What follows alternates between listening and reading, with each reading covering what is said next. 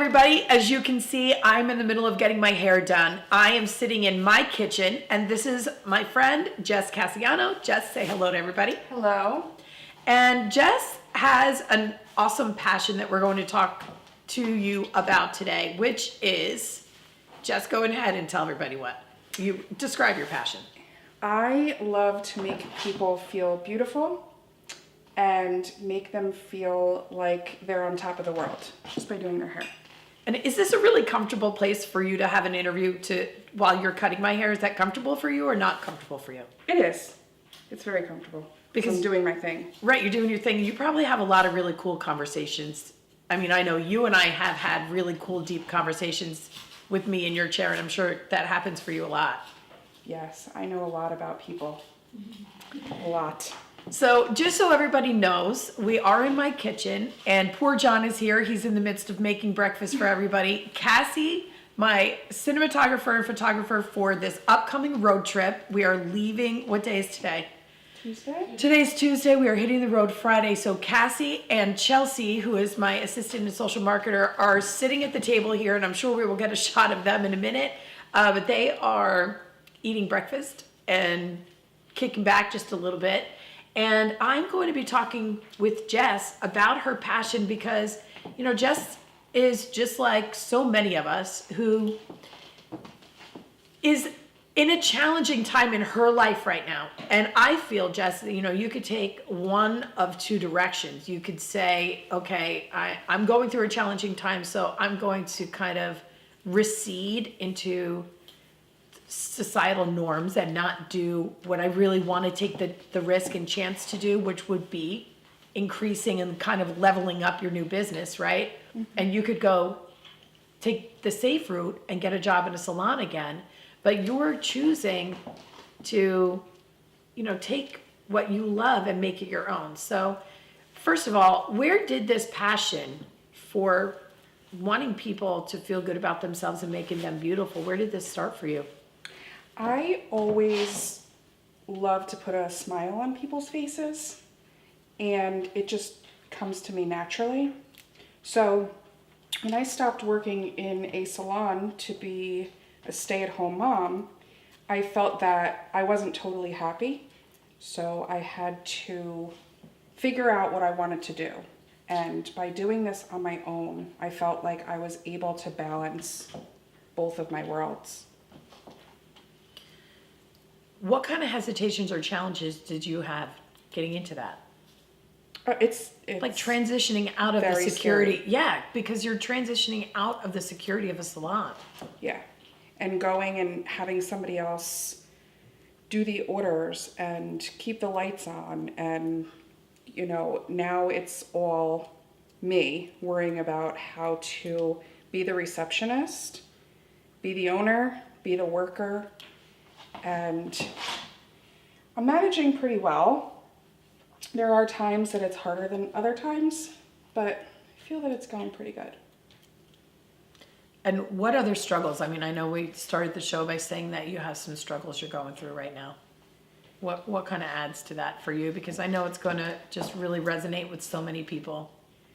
I am the main caretaker of both of my children.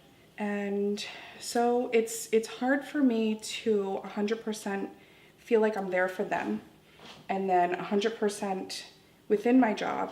And I'm also going through a separation, my marriage, and that is the hardest thing that I've ever had to deal with. So right now I'm trying to just focus on things that are positive in my life, instead of regress and focusing on all the negative. What do you think you're learning about yourself through all of that? I'm really surprising myself because in the beginning of this, I really didn't think that I would survive. And every day that I wake up, the thing that gets me going is my children's faces. And that keeps me going. So I honestly feel now that no matter what happens in my life, I'm gonna get through it. You know, so many times I think because divorce and separation and all of those challenges of being a single parent, I mean, it just adds a lot of pressure and frustration. And one of the things I know we were talking about earlier is the fact that you've had to figure out things on your own that you've never had to do before, like technology, right? So if somebody is out there right now and they're saying, you know what, this is my passion and I'd really like to do this, but I'm too scared because I'm letting all of my responsibilities weigh me down. And so I'm too scared to do it. Like, what should they envision their life looking like? All I could say is that every time you think you can't do something and you feel like you're just being beat down and beat down and beat down, just put everything aside and pick back up within an hour, 2 hours, the next day. Because once your frustration leaves, you get a clearer head and you're able to focus more. And I feel that that has been my biggest thing, is I'm learning to just push things aside and pick back up without just stopping everything and giving up.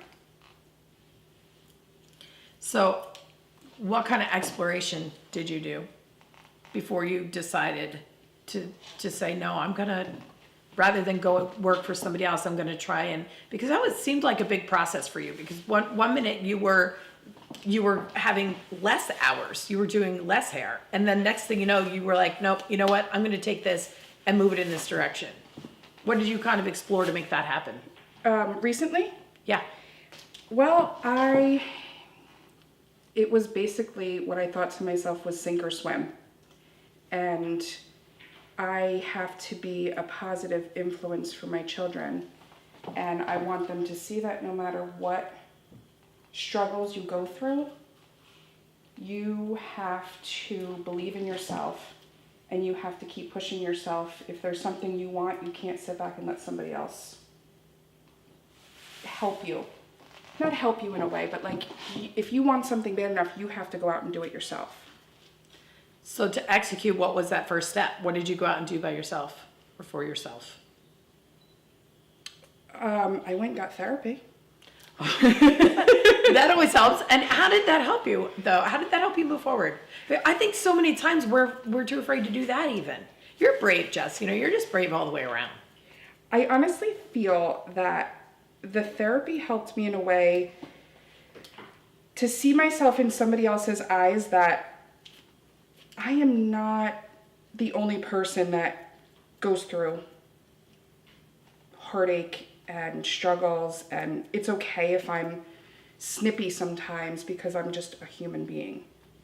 And she's really helping me be able to be comfortable with myself. How do you think this business of yours, though, has enriched your life?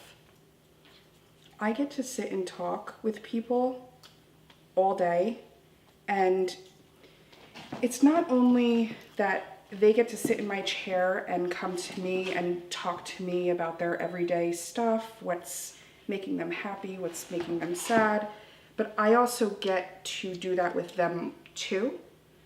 And it might sound crazy, but it gives me a sense of feeling like I belong,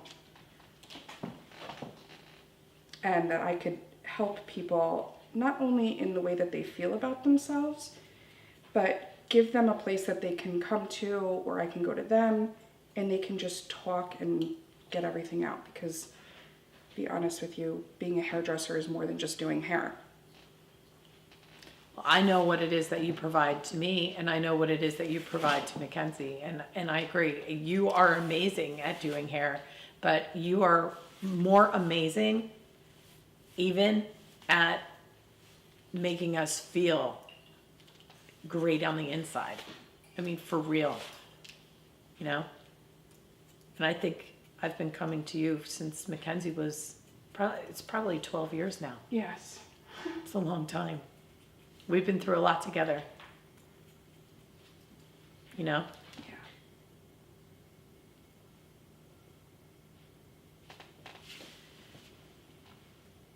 You've been one of my biggest supporters, and I appreciate that. And here you are getting me ready for this 50-state road trip in my kitchen. And you're gonna rock it. It means so much that you're here. And if we can get you out to Vegas, that would be even better. That is halfway. I have to start saving now. Yes. So what closing advice would you give everybody? What final thoughts do you have for people who have a passion and, you know, are traveling through self-doubts and challenging times? I would say that if there's something that you want out of life, or even if it's just a small achievement, no matter what, don't stop. If it takes you a week, a month, a year, you'll get there eventually. Let's give everybody your website address. So if they want to check out your work or get in touch with you. And I know that you are a part of our Ultimate Support System Facebook group. Mm-hmm. They can reach out to you there too. But what is your website address? It's strjessicacasiano.com. JESSICACISIANO. What is, and STR stands for? Styles to remember. Styles to remember. I need to remember that.